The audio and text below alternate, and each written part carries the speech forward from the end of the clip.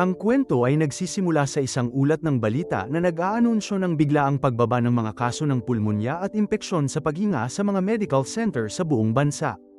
Ang maikling ginhawa na ito ay kasunod ng pagtatapos ng isang pambansang kampanya sa pagbabakuna noong nakaraang buwan. Gayunpaman, ang optimismo ay hindi nagtagal. Sa loob ng ilang araw, muling nakakaranas ang mga tao ng mga sintomas na parang trangkaso. Sa loob lamang ng 3 araw, isang bagong strain ang kumalat sa nakababahalang bilis, na nag-iwan sa Centers for Disease Control na hindi maipaliwanag kung paano mabilis na nawala sa kontrol ang pagsiklab. Habang umaapaw ang mga emergency room, ang militar ay nagtayo ng mga field hospital at tumulong sa mga nabibigatan na medical staff. Sa gitna ng kaguluhan, kinapanayam ng reporter na si Amy si Dr. Campbell, isang nangungunang eksperto sa nakakahawang sakit. Hinimok niya ang publiko na manatiling kalmado at iwasang umalis ng bahay, maliban kung talagang kinakailangan. Pribado, nagpadala si Dr. Campbell ng mensahe kay Jess, na pinapayuhan siyang manatili sa isang ligtas na lugar hanggang sa maging mas malinaw ang sitwasyon. Ang eksena ay lumipat sa isang mapayapang kagubatan, kung saan nagkakampo si Jess kasama ang kanyang kaibigang si Sarah at ang kanilang mga kasintahan. Ang katahimikan ay nabasag kinabukasan nang magising si Jess sa mga nakakagambalang ingay sa labas ng tolda. Nang lumabas ang kanyang kasintahan, nasaksihan niya ang pag-atake kay Sarah at marahas na kinagat sa leeg. Nilabanan ni Jess ang nahawa ang umaatake, ngunit mabilis na nalaman na hindi na makakaligtas ang kanyang kasintahan. Tinulungan ni Jess ang sugatang si Sarah na makapasok sa kotse, at tumakas sila habang mas maraming nahawa ang lumalabas mula sa mga puno.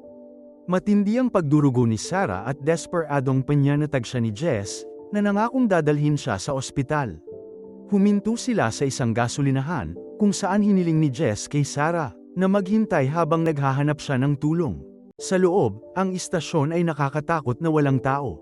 Sumigaw si Jess, narito ang sirena ng pulisya at desperadong kumaway para humingi ng tulong, ngunit dumaan ang mga patrol car nang hindi humihinto.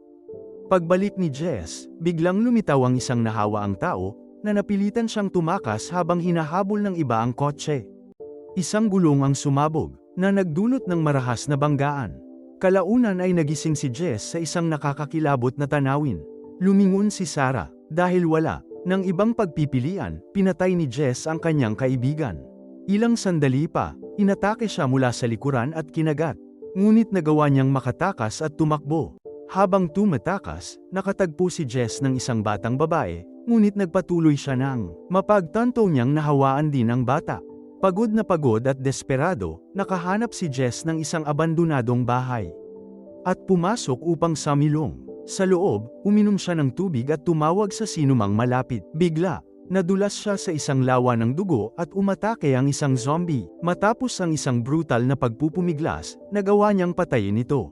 Sa sandaling yon, isang babaeng nagngangalang Emma ang sumilip. Ipinaliwanag niya na ginugol niya ang buong gabi sa pagtatago sa bahay habang ang nilalang, ang kanyang sariling bayaw, ay tumangging umalis. Desperado na ngayon si Emma na mahanap ang kanyang kapatid na babae at pamangkin. Ipinakilala ni Jess ang kanyang sarili, at inanyayahan siya ni Emma sa isang kalapit na kainan kung saan nagtitipon ang isang grupo ng mga nakaligtas, naghihintay na mawala ang pagsiklab. Iginiit ni Emma na ang pagsasama-sama ang pinakamahusay nilang pagkakataon at itinuro na kailangan agad ni Jess na maligo, dahil puno siya ng dugo. Habang naghuhugas ng pinggan si Jess, napansin ni Emma ang isang kaina-hinalang sugat sa kanyang tiyan at hiniling na makita ito. Ang marka ay malinaw na mula sa mga ngipin ng tao. Nang aminin ni Jess na nakagat siya ilang oras na ang nakalipas, nabahala si Emma. Naalala ni Jess na ang kanyang ina ay isang siyentipiko na nagbigay sa kanya ng mga eksperimental na iniksyon noong bata pa, na maaaring dahilan kung bakit hindi pa siya lumilingon. Matapos ang ilang pag-aatubili, pumayag si Emma na tulungan si Jess na maabot ang kanyang ina, ngunit sa isang mahigpit na kondisyon. Dapat sabihin ni Jess kahit kanino ang tungkol sa kagat upang maiwasan ang pagkataranta o puot. Pumasok sila sa kainan, kung saan tiniyak ni Emma kay Roy, ang pinuno ng grupo, na mapagkakatiwalaan si Jess at iniligtas pa ang buhay nito. Sa loob, nakilala ni Jess ang iba pa, sina Martha at ang kanyang asawang si Fred, kasama sina Lucy at Brandon. Tinanong ni Jess kung ang kanilang plano ay manatiling nakatago lamang. Mapait na sumagot si Brandon na kahit papaano doon. Walang nanghuhuli sa kanila. Ipinaliwanag ni Martha na siya at ang kanyang asawa ay masyadong matanda na para mabuhay sa daan. Napansin din ni Jess ang isang batang babae na nagngangalang Grace at ang kanyang nakatatandang kapatid na si Mark, na nagbunyag na ang kanilang tiyuhin ay isang survivalist na namamahala ng isang bukid sa labas ng bayan. Papunta sila roon bago na stranded sa kainan. Nagtakda si Roy ng mahigpit na mga patakaran na kinokontrol ang pamamahagi ng pagkain at tubig. Inakusahan niya si Fred ng pagnanakaw ng sobrang tubig na nagpasiklab ng isang tensyonadong pagtatalo. Galit na sinabi ni Fred na mas gugustuhin pa niyang mamatay kaysa mabuhay sa ilalim ng kontrol ni Roy. Biglang lumitaw sa telebisyon ang reporter na si Amy dala ang nakakagulat na balita. Isiniwalat niya na ang pagsiklab ay direktang resulta ng bakuna laban sa trangkaso na C-100. Isang patay na virus na ginamit sa bakuna ang nag-mutate matapos itong iturok sa milyon-milyong tao. Ang mga sintomas ay maaaring lumitaw kahit saan mula sa ilang oras hanggang isang linggo, at sinumang nakatanggap ng bakuna ay nahawaan na. Nang marinig ito, masungit na sinabi ni Roy na ang gobyerno ay laging nakakahanap ng paraan para palalin ang mga bagay-bagay. Di nagtagal pagkatapos ng nakakapagod na diskusyon. Nagsimulang kumurap ang mga ilaw sa loob ng kainan. Ipinapalagay ni Roy na nag-ambala na naman ang generator. At nagpas siyang suriin ito. Tinawagan niya si Brandon para sumama sa kanya.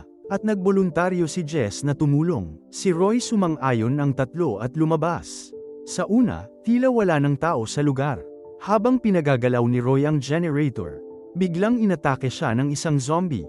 Pinaputok ni Brandon ang kanyang armas, ngunit mabilis na pinalibutan si Roy ng mas maraming nahawa ang tao. Dahil walang paraan para iligtas siya, napilitan sina Jess at Brandon na bumalik sa kainan. Sa loob, nabigla ang lahat, maliban kay Fred, na tila halos nakahinga ng maluwag na wala na si Roy. Tinanong ni Mark kung may darating na tulong, at tapat na inamin ni Jess na hindi niya alam. Nang mapagtanto na hindi naligtas ang kainan, iginiit ni Emma na kailangan na nilang umalis. Iminungkahi ni Mark na pumunta sa bukid ng kanyang tiyuhin at inalok na isama sina Jess at Grace sa daan. Pinili ni Fred na manatili upang alagaan sina Lucy at Martha, na nagsimulang makaramdam ng sakit.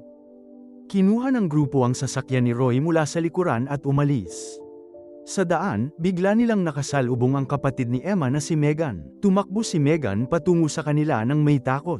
At ipinaliwanag na muntik na siyang makatakas, ngunit inatake siya ng kanyang nahawa ang anak sa loob ng sasakyan. At pinatay siya. Lubos na nadurog si Emma. Nagmakaawa ang grupo na sumama sa kanila. Ngunit si Emma ay umalis nang may kawalan ng pag-asa at agad na natabunan ng mga zombie. Dahil hindi siya matulungan, napilitan ng iba na tumakas. Huminto sila sa isang kalapit na tindahan, kung saan iginiit ni Brandon na pumasok ng mag-isa. Ilang sandali pa, umalingaw-ngaw ang mga putok ng baril. Sumugod ang iba at nadatnan si Brandon na inaatake. Sa kabila ng kanilang mga pagsisikap, dumagsa ang mas maraming nahawa ang tao.